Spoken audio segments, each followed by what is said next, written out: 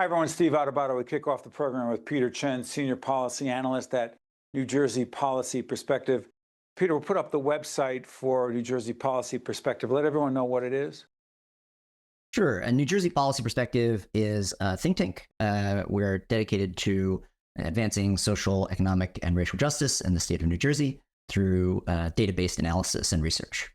Let's talk about childhood poverty first. How do we define it? How serious is the problem? What do we need to do? Please.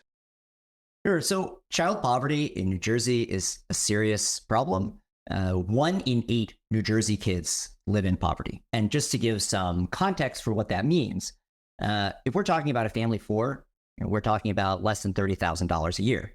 And when you think that the median income in New Jersey is around $100,000 a year, that's a very small amount of money to be raising kids. And the kinds of experiences that they can have can be hampered by their life in poverty.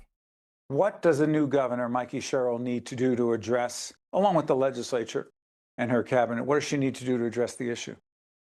Addressing child poverty requires thinking big. This is not an issue that can be solved by nibbling around the edges. We saw with the expanded federal child tax credit during the pandemic that a substantial investment in children and families can cut child poverty by 40%, 50%. But that requires real commitment on the part of lawmakers. And that federal expanded child tax credit went away. And many of the benefits went away as well. And so what we need to see is some real focus on poverty as a serious issue rather than as a nice to have kind of issue. When we talk about affordability, right, we've heard over and over, affordability this and affordability that. Affordability for children living in poverty is going to be the toughest, right? The cost of rent, the cost of food. That's right. Those costs are higher for people living in poverty because they take up a bigger chunk of their income than they do for higher income folks. But Peter, let me follow up on this because there's federal policy that impacts childhood poverty, SNAP, right? Otherwise known as food stamps previously, Medicaid funding being cut, whole range of federal programs. What exactly can a state government do with federal government policies impacting, in some ways, by the opinion of many, in a negative way, children suffering of poverty? Where's the state? Where are the feds? I think one thing that we've seen is that it's important for states to have their own programs in order to help children and families, and that relying on the feds is not necessarily a long-term solution when there is so much volatility and dysfunction in DC. And so, for example, when the federal child tax credit, the expanded version, expired, New Jersey created its own child tax credit, right? Which now provides up to $1,000 for families with kids earning younger than age 6. So, there are ways that states can try to reduce or eliminate poverty for their own residents. Certainly, New Jersey has a long history of this with its own state earned income tax credit, which dates back to, I think, the Whitman administration. You've said that one of the ways to address childhood poverty is to give a childhood allowance of $5,000 per child. What's it now?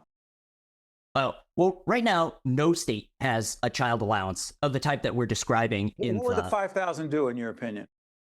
Well, so we looked at some research from our national partners at the Institute on Taxation and Economic Policy, as well as work that was done in the wake of the federal expanded child tax credit. And there were some estimates done to try to see what would take to reduce child poverty by half by state. And in New Jersey, that number was in the $4,000 to $5,000 range. And, it seems like an appropriate figure given that the cost of living in New Jersey is higher than in most other states. Let's shift gears.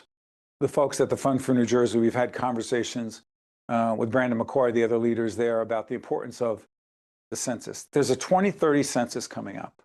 The federal government has the responsibility to count the number of people living in a state, correct? That's right. Yep, it's in the Constitution. It's in the Constitution, but how it gets done, exactly when it gets done, is now being discussed and debated by some.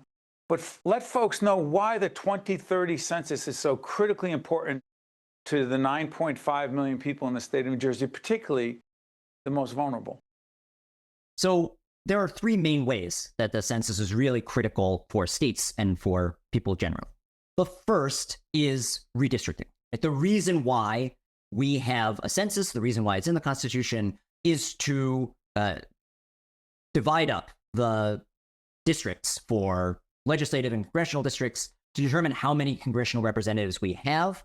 New Jersey did not lose a congressional representative in the most recent census, which is good for us because it means one more voice in D.C. speaking. Hold on, let me clarify something. There's a set number of members of House of Representatives. There's 435 members in the House of Representatives. Doesn't go up, doesn't go down. Apparently, not apparently, the fact is New Jersey has lost House seats in the past because of a loss of population, or even if the population stays the same in other states, Texas, California, and others, gain population, they have more representation. That's where it starts. The legislature has a set number of members in the House, the lower house, and the Senate. But it moves. You don't lose representation in the legislature, but districts get moved around. That's right. The borders of districts get moved around because each district needs to have a roughly even number of people. But in New Jersey, those state legislative district lines can't go across town boundaries other than Jersey City and Newark. So when the census happens, they have to redraw those district lines, and some districts may shift who their representative is. Some districts, some towns that may have had an outsized influence on one district may find themselves in a new district. And so that can definitely affect how political power is divided up across the state. If it shifts power around, that's one thing. But we're a policy-centric media series. How does that potentially impact policy?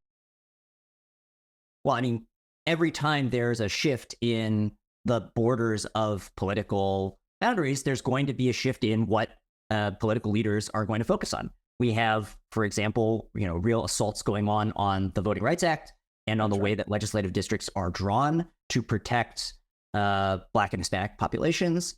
And that's, all going into the next cycle. And having an accurate count of where people actually live and, who they are is critical to ensure that, those boundaries represent the voice of the people of New Jersey.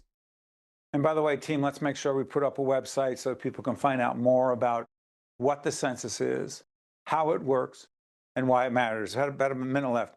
Let me ask you this, Peter. For the new governor in the state of New Jersey, Christy Whitman. We were just doing another segment on the last female governor in the state of New Jersey, who was, in fact, Christy Whitman. The first Democrat, the first woman to be a Democrat and be elected is, in fact, Mikey Sherrill.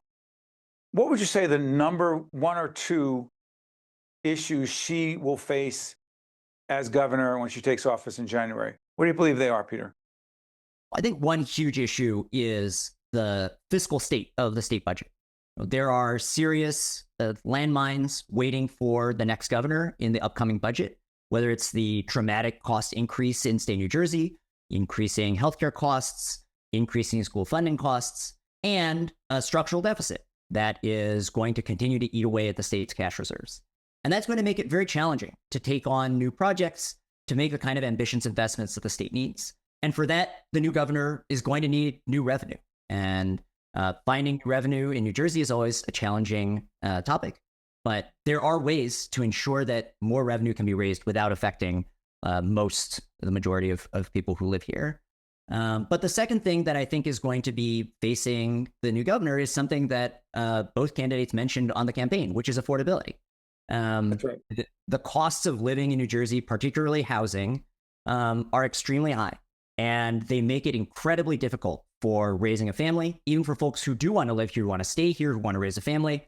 They can't afford to because they're getting priced out with rents, skyrocketing and house prices skyrocketing as well. So I think addressing affordability with the kind of investments directly in families that can help alleviate those costs is going to be extremely important moving forward. And we look forward to an in-depth one-on-one interview with Governor Sherrill around a whole range of issues that Peter is discussing and others. And make sure you go to the New Jersey Policy Perspective website to find out more. Peter, thank you so much for joining us. We'll talk in the future. Thanks, Steve. You got it. Stay with us. We'll be right back. State of Affairs with Steve Adubato is a production of the Caucus Educational Corporation. Funding has been provided by the Fund for New Jersey, the Turrell Fund, a foundation serving children, Garden State Initiative, New Jersey Board of Public Utilities, PSEG Foundation, Holy Name, the Adubato Center for Media Leadership, Seton Hall University, and by Robert Wood Johnson Foundation. Promotional support provided by Insider NJ and by NJBIA. At the New Jersey Board of Public Utilities, affordability is always top of mind. We offer a variety of energy assistance and other programs to help New Jersey residents reduce their energy use and save money. The Community Solar Energy Program delivers immediate electric bill savings to all subscribers regardless of income. And our free Comfort Partners program helps qualified residents save money and make energy efficient upgrades. We work to put affordability within reach for New Jersey residents.